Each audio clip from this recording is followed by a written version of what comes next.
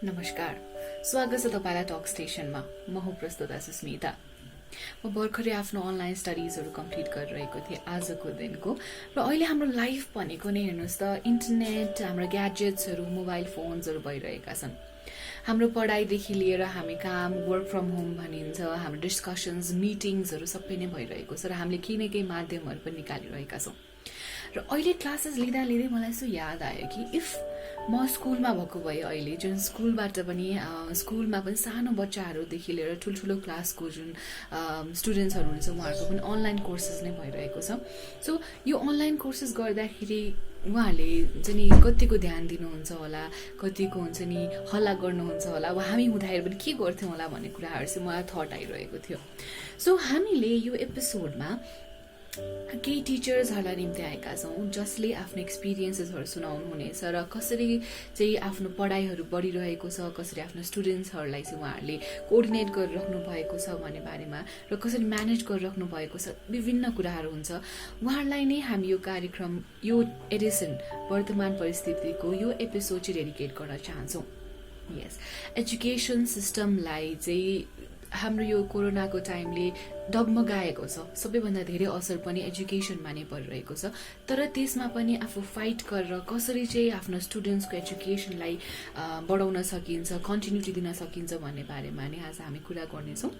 So हामीले केही शिक्षक शिक्षिका प्राध्यापकहरूलाई चाहिँ हाम्रो प्रश्नहरू दिएका छौँ र उहाँहरूले आफ्नै ठाउँबाट हामीलाई उत्तर गरेर पठाउनु भएको छ र सुनौँ, हेरौँ कि उहाँहरू के भन्नुहुँदो रहेछ र उहाँहरूको विचारहरू के रहेका रहेछन् भन्ने आजको कार्यक्रम टक स्टेशनको यस वर्तमान परिस्थितिमा। म नवराज बास्कोटा, फाउन्डर प्रिन्सिपल काव्य स्कुल नयाँ Baneshwar. Hello everyone, this is Sabita Kesi, working as teacher and coordinator at Global Pathshala, Kausaltar Bhaktapur.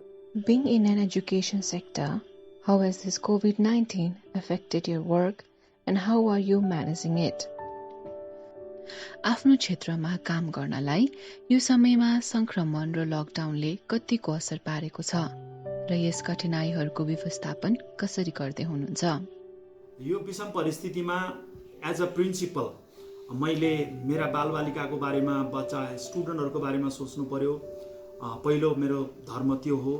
दोस्रो, मैले मेरो संस्थामा आबद्ध हुनुभएका 150 परिवार शिक्षक कर्मचारीहरूको बारेमा सोच्नु पर्यो। उहाँको वेलबिङ, उहाँको फिजिकल र हेल्थ र मेन्टल हेल्थको बारेमा सोच्नु पर्यो। उहाँहरूको जबको बारेमा सोच्नु पर्यो। तेस्रो, मेरो संस्था काव्यको बारेमा सोच्नु पर्यो।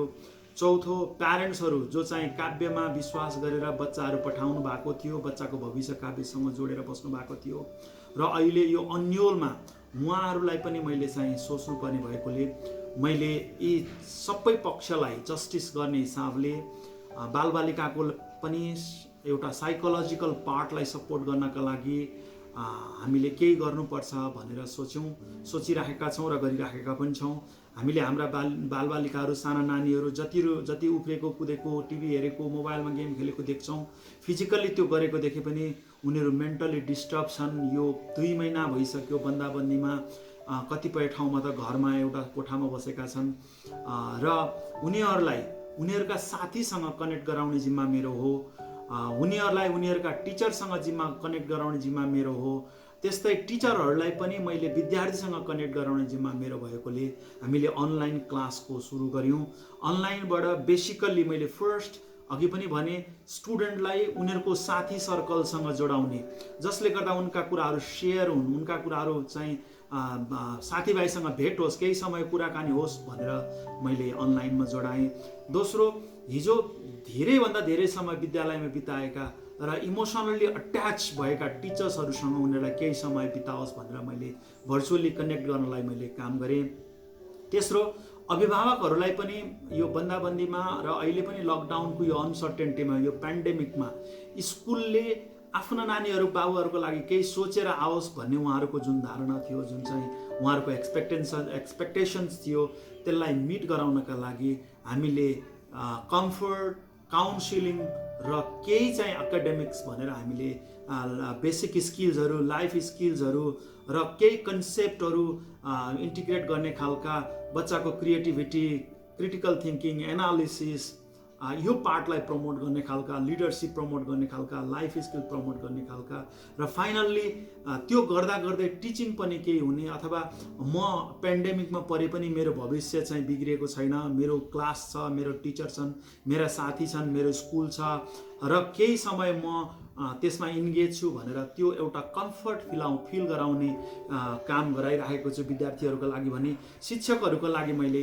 मेरो स्कुल छ, मेरा विद्यार्थीसँग म कनेक्ट गरेको छु, मैले हिजो गरेको दैनिकी म गर्दैछु, त्योभन्दा धेरै माथि उठेर मेरो जिम्मेवारी यो पेन्डेमिकमा, यो अप्ठ्यारो सिचुएसनमा बच्चाहरूलाई मैले कम्फर्ट गराउनुपर्छ, उनीहरूलाई काउन्सिल गराउनुपर्छ, यो कोरोनासँग, यो पेन्डेमिकसँग जुझ्नुपर्छ भनेर आत्मबल वृद्धि गराउनुपर्छ भनेर मैले टिचर्सलाई जोडिराखेको छु।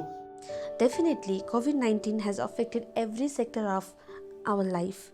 Likewise, it also has affected education sector, as we are being locked inside our home since 2.5 months. And the way of teaching, learning, pedagogy has been totally changed from physical to virtual. Indeed, this has deprived many of our students from this learning process. Beside all these things, we already have come up with different strategy for our teaching learning process. During this pandemic of COVID-19, every aspect of the social life has been halted, and the academics is no different.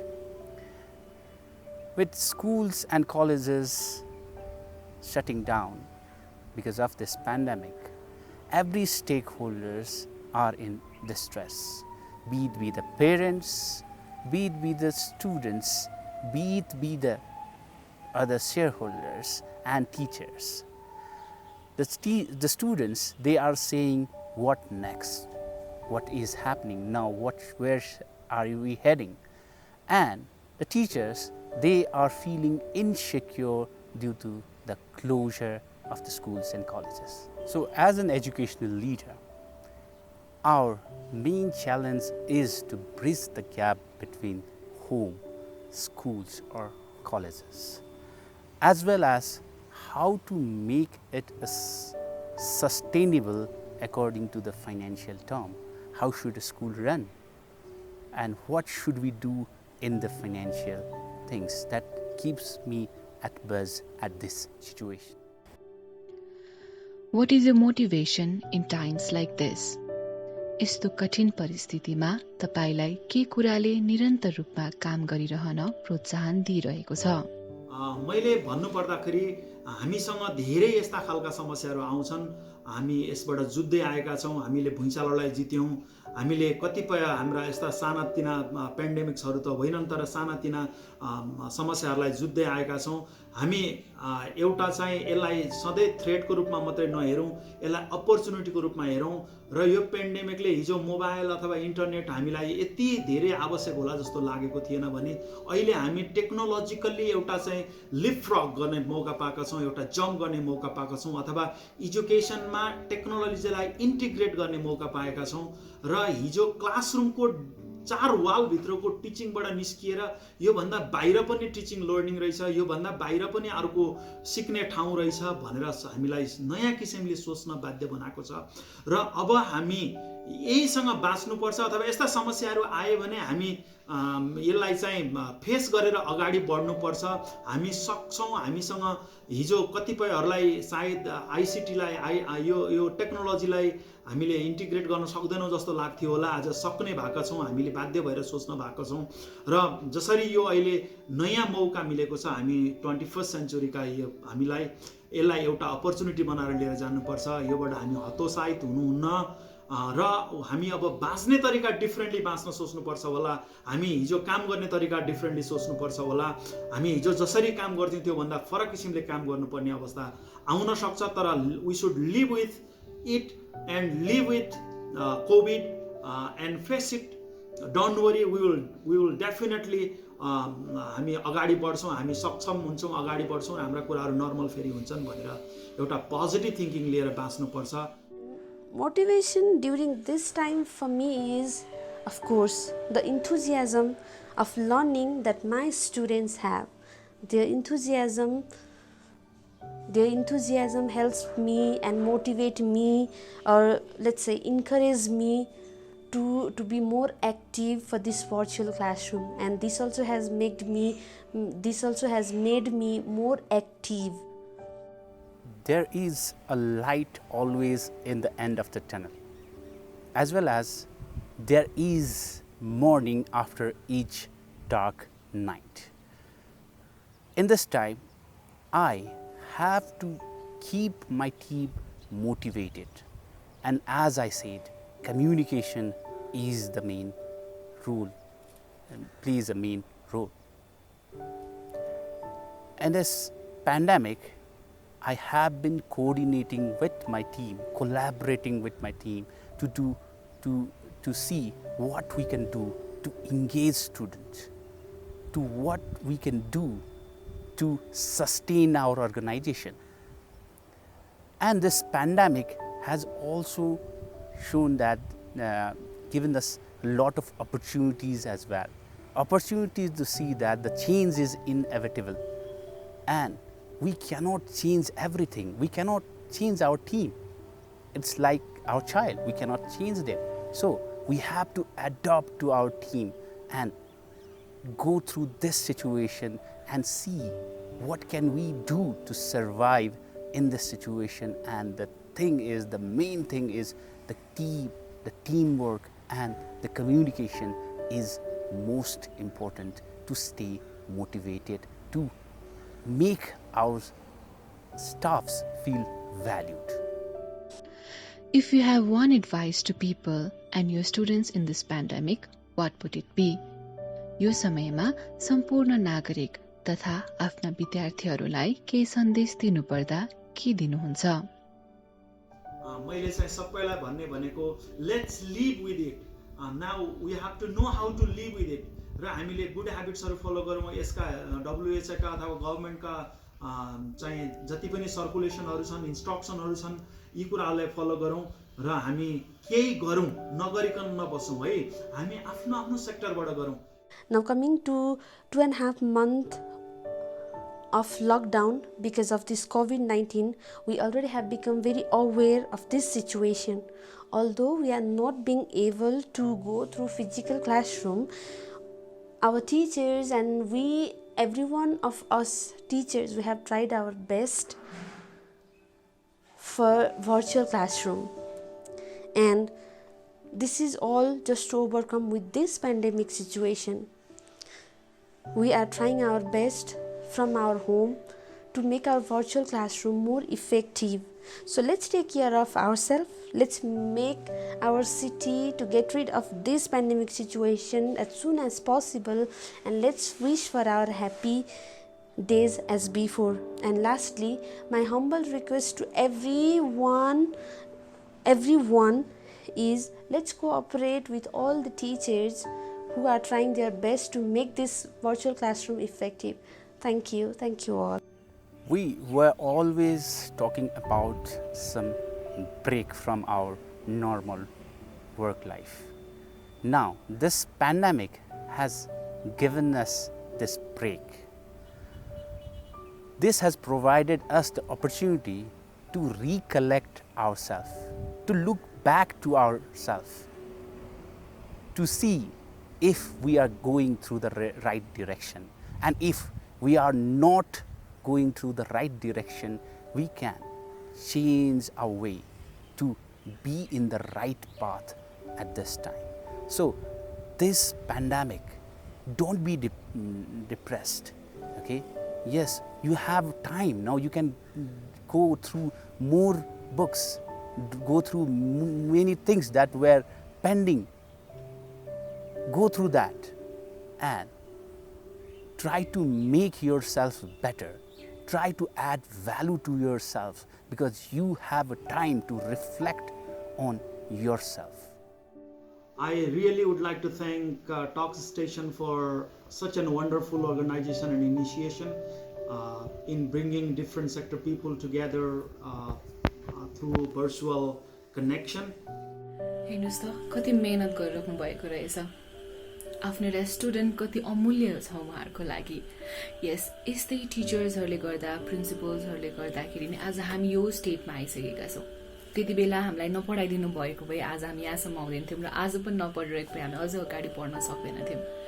So यो talk स्टेसनमा उहाँहरूको विचार हामीले सुन्यौँ र धेरै खुसी पनि लागेको छ उहाँहरूले आफ्नो व्यस्त समयबाट केही समय निकालेर हामीलाई उत्तरहरू पठाइदिनु भएको छ। त्यसको लागि पनि हामी धेरै धेरै धन्यवाद भन्न चाहन्छौँ। र यो यस्तो टाइममा पनि एजुकेसन सिस्टमलाई धानिराख्नु भएको छ र आफ्नो ठाउँबाट जति सक्नुहुन्छ उहाँहरूले गरिराख्नु भएको छ। त्यसको लागि पनि हामी टक स्टेसनको परिवार साथै म एकदम विश्वास गर्छु कि सम्पूर्ण व्यक्तिहरूले धेरै धेरै धन्यवाद भन्न चाहन्छौँ। हामी हजुरलाई हात जोडेर नै नमन भन्न चाहन्छौँ। हामीलाई यहाँसम्म पुर्याइदिनु भयो, पढाइदिनु भयो र ज्ञानहरू दिनुभएको। त्यसैले ती सम्पूर्ण गुरुहरूलाई धेरै धेरै धन्यवाद भन्दै हामी अर्को एपिसोडमा भेट्ने बाचाका साथ अहिलेको लागि पनि हामीले बिदा माग्नुपर्ने हुन्छ। म प्रस्तुता सुस्मिता, तपाईँले हामीलाई सुनिदिनु भयो, हेरिदिनु भयो, त्यसको लागि थ्याङ्क यू सो मच भन्दै अहिलेको लागि हामी बिदा माग्न चाहन्छौँ। Stay safe, stay calm, keep loving and keep watching talk station. गुरु मातृ पिता गुरु बंधु सखा तेरे चरणों में स्वामी मेरे कोटि प्रणाम।